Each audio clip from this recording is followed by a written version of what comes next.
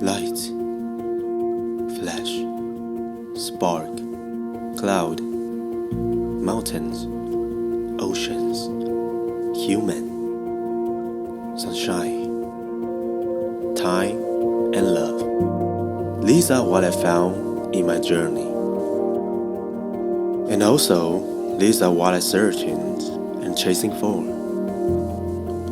I traveled to many places in 2018: Japan, Korea, China, Hong Kong, California, Arizona, and Nevada.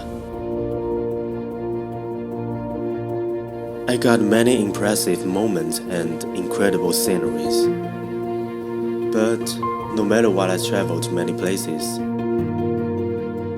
the last destination is always my hometown, Taiwan. This is one of the beautiful islands on the earth. Taiwan, not only just my hometown, but also my teacher. Let me grow up, become stronger, and made me energetic to explore the world. I am Diaz. I never stop exploring. And you?